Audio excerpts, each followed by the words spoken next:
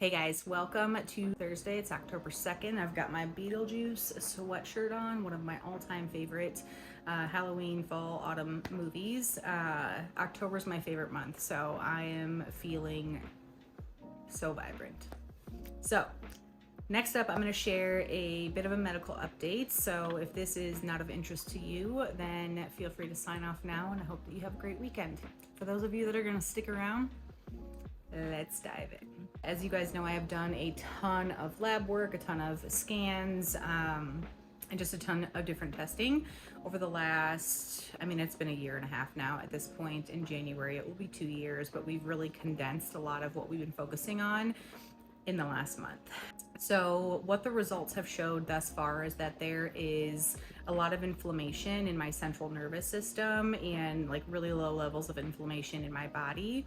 And the tricky piece is that we believe that the source is autoimmune, lupus or neuropsychiatric lupus, which basically is just lupus that is impacting your central nervous system. And what's tricky about the diagnosis is that your labs, like your antibodies, all of the autoimmune antibodies don't show up because there's the blood-brain barrier, right? And so if it's impacting my central nervous system, then that is going to be found in my cerebral spinal fluid versus my labs.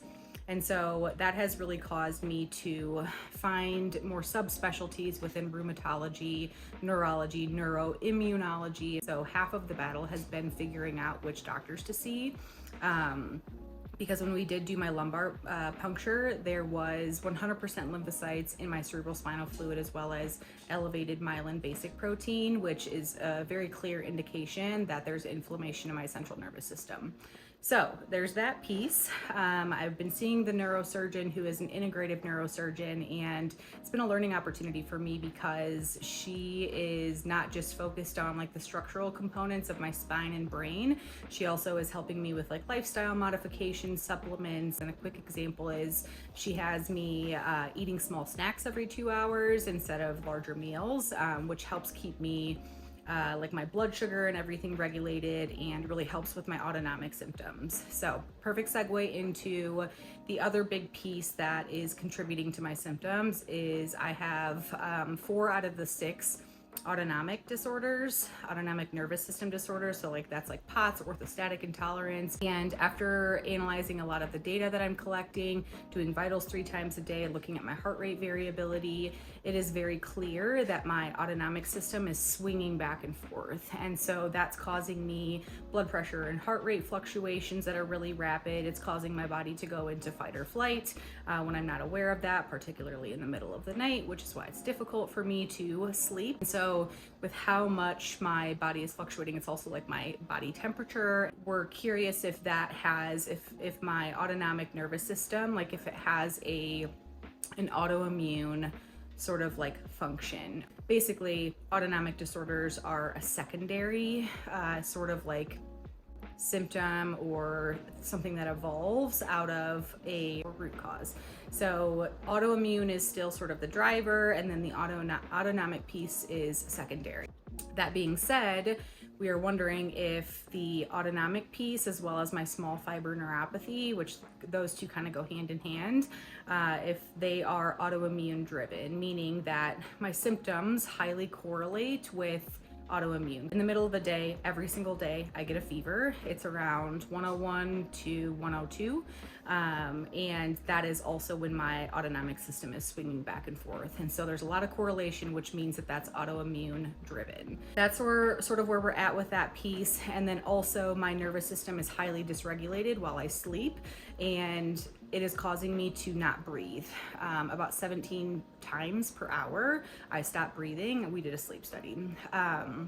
And so this could be sleep apnea. It could be, the more probable cause in my case is that my nervous system is just really dysregulated. And so am I fainting in the middle of the night? Is that what's happening? Or is my blood pressure and my heart rate getting so low?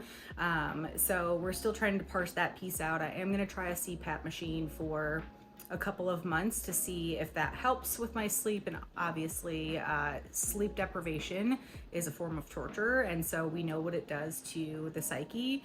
And so hopefully if I get better sleep, then it will sort of balance out my symptoms. And because of that piece, we also have decided we were going to increase my methotrexate. My rheumatologist and I decided to sort of hold on that. Methotrexate is, it's a low dose chemo, so it's not great to just kind of move up and down without willy-nilly, if you will. So we're going to wait to see if I have any improvements on the CPAP machine before discussing modification to the methotrexate. And then the other piece there is that if my small fiber neuropathy is autoimmune driven, then we have not tested the right antibodies. We've tested for lupus, Sjogren's, the sort of like typical diagnoses, but have not met criteria for any of those. So Quiet Labs really points to the central nervous system involvement of lupus. So my next steps are, I'm continuing to see the neurosurgeon.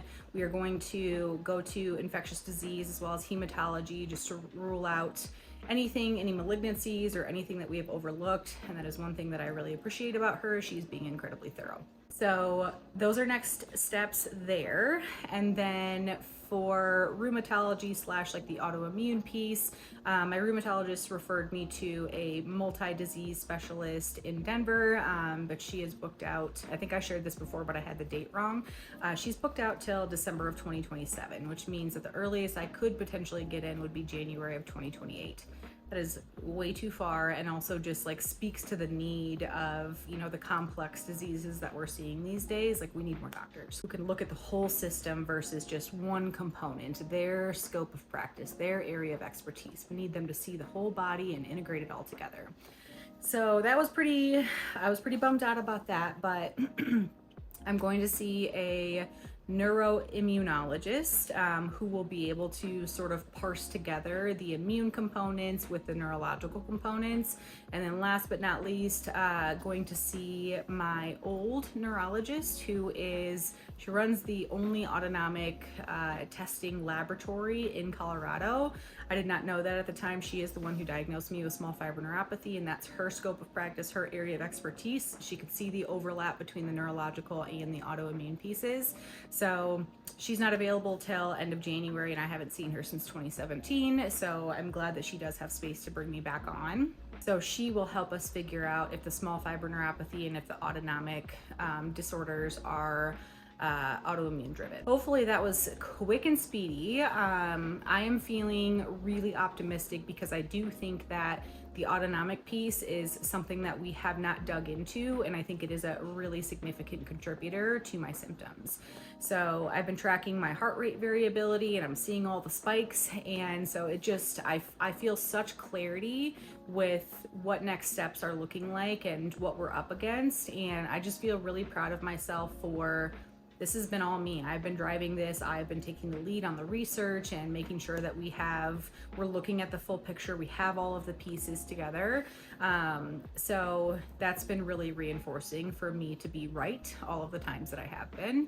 And for me to feel like I'm an active team member on my medical team versus just waiting for them to figure it out, because I've been doing that for almost 10 years now and it has not gotten me very far. So I'm learning how to be a productive patient and a productive team member, and I'm just really looking forward to hopefully getting some relief. I've been feeling so much better since being on medical leave, but obviously I go back on November 1st, and so I have to figure out how to take what I'm learning about myself and how I'm pacing and the little strategies that I'm implementing each day to make sure that I'm staying present and, not letting small or large stressors invade my nervous system, because that is a recipe for a complete nervous system meltdown.